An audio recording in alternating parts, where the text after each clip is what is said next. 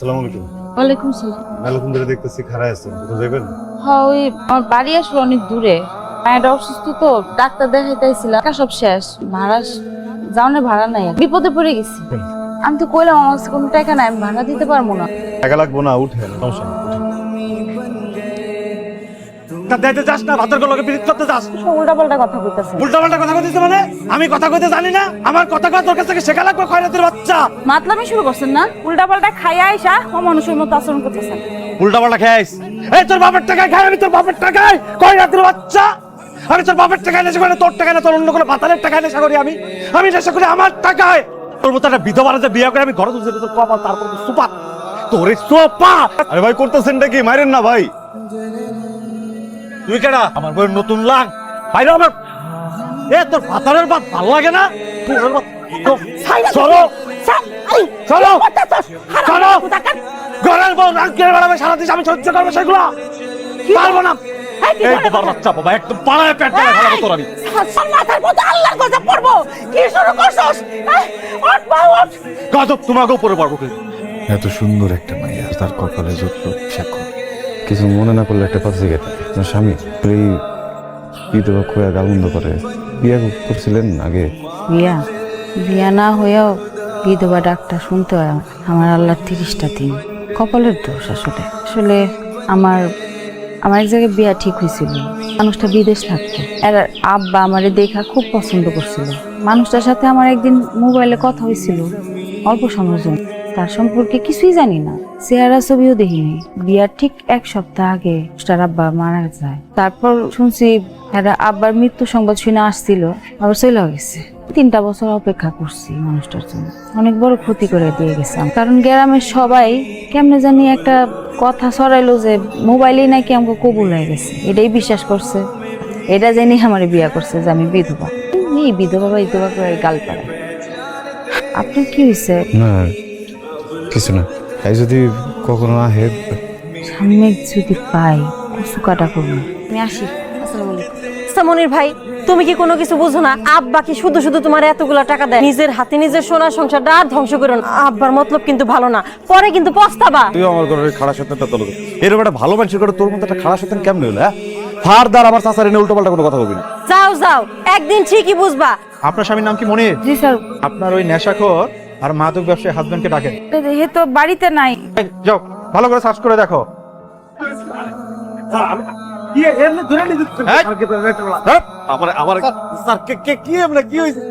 এই নিয়ে চলো, এই না থাকুন, এই আসো, এই নিয়ে আসো। আমি দেখতেছি কি করা যায়। খালামার নামটা কি বয়স্ক ভাতায় আছে? আজকে তুলে নিবি। এলাকার মানুষের যদি উপকার না করতে পারি, চেয়ারম্যান হয়ে লাভ কি? অনেক ধন্যবাদ আপনার ভালো করুন।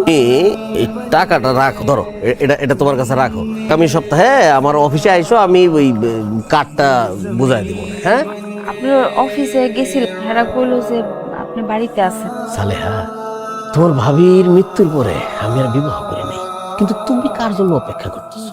নেশাখোর, আমি তোমার রানীর মতো করে। কি করতেছেন এটা আপনি? আপনি তো আমার বাপের বয়সী, আমি তো আপনার এরকমই মনে করছি। আপনার মতলব আমি বুঝতে পারতেছি। তোমার ফোনের প্রবণা হইতে চাই। ভবিষ্যতে কোনোদিন যদি আমার লগে আর কোনো কথা কইছেন এই সমস্ত ব্যাপারে, সবাই রেখে দিন। তোর এত তেজ, অপেক্ষা কর। কোনো খোঁজ খবর নাই, কাপড় নিতে এলেন না, ছিলেন এতদিন। আমি আপনার বাড়িতে গিয়েও পাইলাম না। জায়গা জমির কাম ছিল তো, হয়ে যেতে পারতেন। জায়গাটা বেশি একেবারে সেই টাকাগুলা দিই, টাকা আনছি কিছু। আক্কা জমি বেচতে গেলেন যে কোনো জরুরি প্রয়োজন ছিল? মনির বাড়ি ছুটে দেবো না? আপনি হেরে ছোটানোর লেগে আপনার জমি বেচে দিচ্ছেন? আপনি এত উপকার কেন করতেছেন? কেমনে শোধ দিব কম আপনি? আমি কেমনে? ভালোই সিনেমা চলছে তাহলে। আমি তো দেখি কিছুই বোঝে না। আর একটু একাই মধু খাওয়াইবেন, আমাদের দিকে একটু তাকান। বাড়িতে বারণ। এই রেবান, আরে হারামজাদা, তো বড় কলিজা হয়ে গেছে, আমার এলাকার মধ্যে এসে নোংরামি করে বেড়া। কঠিন বিচার করতে হইব। আগামী শুক্রবার আমি এই বিচার কার্য সম্পাদন করব। তার আগ পর্যন্ত ওরে বট গাছের নিচে বাইন্দা রাখবি।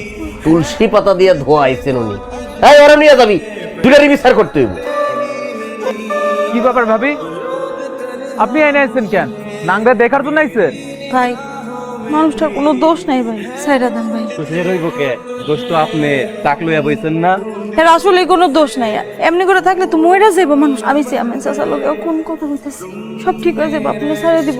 পরে মাফ করে দেন, আমার লেগে আপনি অনেক বড় বিপদ করবেন। আসসালামু আলাইকুম চাচা। আরে জানতাম, খুব ভালো করছো এসা। আপনি একমাত্র পারেন এই বিপদ থেকে উদ্ধার করতে চাচা। আমার যদি একটুখানি খুশি করে দাও, তোমার কোনো ঝামেলা নাই, সকল ঝামেলা আমি মিট মীমাংসা করে দেবো। বিষয়টা হচ্ছে কি, এটা কঠিন ভাবে কিছু নিও না, সহজ বিষয় এটা নিয়ে। কি করতেছেন এরা? আমগো বিপদে আপদে তো আপনার করি পাশে থাকবো, আপনার কাছেই সাহায্য চাইবো না। তুমি সহজ জিনিস একটু বোঝার চেষ্টা করো, মনে করো যে আপনি কোনো মানুষ না, আপনি জানোয়ার। আমি জানো আর তুই যে পাপি। ছোটবেলায় বাবা মা মারা গেছে, বড় হয়েছি মামা মামার কাছে। তার আমার বিয়া ঠিক করছিল এক প্রবাসীর সাথে, কিন্তু বিয়া না হইয়াও আমার কপালে বিধবা নাম জুটে গেল। এরপর বিয়া হইলো এক নেশাখোরের সাথে, একটু সুন্দর মাইয়া, সেটারও সে অস্বীকার করে। আমার স্বামী জেলে যাওয়ার পর চেয়ারম্যান সাহেবের কাছে যাই সাহায্যের জন্য, সে আমার কুপ্রস্তাব দেয়। আমি তাতে রাজি না হয়, সে আমার আর হানিফ ভাইয়ের মধ্যে বাজে কথা চলে। আমার আর হানিফ ভাইয়ের মধ্যে কোনো ধরনের কোনো বাজে সম্পর্ক নাই। মানুষটা সব সময় আমার সাহায্য করার চেষ্টা করছে, আমার বিপদে আমার পাশে দাঁড়াইছে। আমি শুধু এটাই কইতে চাই, হানিফ ভাই সম্পূর্ণ নির্দোষ। না বড় হয়ে আমার এই ফুটফুটে সুন্দর মাইয়া রাস্তায় রাস্তায় পুরস্কার বিলাসের বস্তু, আর আমার সন্তান দুইজন কাছে চলে যান। সালেহা।